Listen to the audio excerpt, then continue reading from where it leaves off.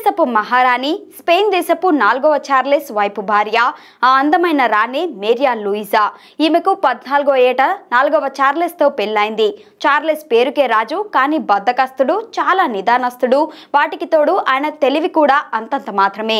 Maria లూయిజా చురుకైన యువతి. దాంతో వారి మధ్య బంధం అంతగా బలపడలేదు. మేరియా సరదాగా ఉండాలని అనుకుంటే అందుకు విరుద్ధంగా చార్లెస్ ఉండేవాడు.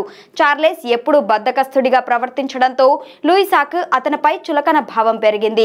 కామ కోరికలు ఎక్కువగా ఉన్న లూయిజా ఆ రాజ్య సైన్యంలోని ఒక అందమైన సైనికునితో రాసలీలలు మొదలుపెట్టింది. ఆ విషయం తెలిసిన 3వ చార్లెస్ మేరియా లూయిజాను మందలించి ఆ సైనికుణ్ణి విధుల నుండి తొలగించి వేరే సైనికుణ్ణి నియమించారు. కానీ మేరియా కొత్తగా వచ్చిన సైనిక అధికారిని కూడా తన మాయలో పడేసుకొని రాసలీలలు ప్రారంభించింది. కోడలు చేసే ఆ పనులు ఓర్చుకోలేకపోయిన 3వ చార్లెస్ తీవ్ర మనోవేదనకు గురై మరణించారు.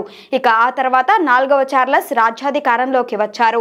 అప్పటి నుండి మేరియా లూయిజా ఆడిందే ఆట, పాడిందే పాట అన్నట్టుగా సాగిపోయింది. రాజ్యంలో నలుగురు ముందు కూడా భర్తను చులకనగా చూస్తూ అవమానపరిచేది. ఆమెకు నచ్చిన వారితో చట్టా పట్టాలేసుకుని తిరుగుతుండేది. ఈ క్రమంలో యువ సైనికుడైన మాన్యువల్ గోడైపై లూయిజా మనసు పారేసుకుంది. అందంగా చలాకీగా ఉండే మాన్యువల్ ని ఆమె తన మందిరానికి పిలిపించుకొని అతనితో గడిపేది. మాన్యువల్ గొప్ప రసికుడని, తను చక్కగా సుఖపెడతాడని ఏమాత్రం సిగ్గు లేకుండా చెలికత్తలతో ఆమె చెప్పేది. మేరియా లూయిజా అతనిని కోరుకోవడంతో మాన్యువల్ లో కోరికలు ఎక్కువగా పెరిగిపోయాయి. సైనికుడిగా చిన్న ఉద్యోగంలో ఉండడం నామోషిగా అనిపించి రాణితో తన అర్హత పెంచమని అడగడంతో అతని కోరికను మన్నించి అతని అర్హతను పెంచింది. 4వ చార్లెస్ తో గొడవపడి అతనికి ప్రధానమంత్రి పదవిని కట్టిపెట్టింది. దీంతో 4వ చార్లెస్ నిస్సహాయ స్థితిలో ఉండిపోయాడు. మాన్యువల్ గోడైని ప్రధానమంత్రిగా నియమించడం రాజ్యంలో ఉన్న ఉన్నతాధికారులకి ఎవరికీ నచ్చలేదు. వారంతా కలిసికట్టుగా వెళ్లి 4వ చార్లెస్ కి తమ గోడును చెప్పుకున్నారు.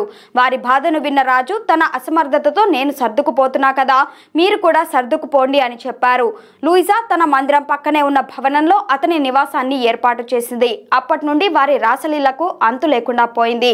కొన్ని రోజుల తర్వాత మాన్యువల్ కి లూయిజాపై ప్రేమ తగ్గడంతో రాజ్యంలో ఉన్న మరొక అందెగత్తెపై మనసు పారేసుకున్నాడు.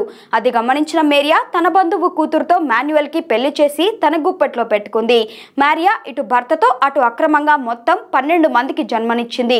వెంటనే సంతానం కలగడంతో 30 ఏళ్లకే వృద్ధాప్య ఛాయలు ఆమెలో మొదలయ్యాయి. 40 ఏళ్ల వయసులో లూయిజా పళ్ళు ఊడిపోయి ముసలిదానిలా మారినప్పటికీ సెక్స్ కోరికలు ఆమెలో తగ్గలేదు.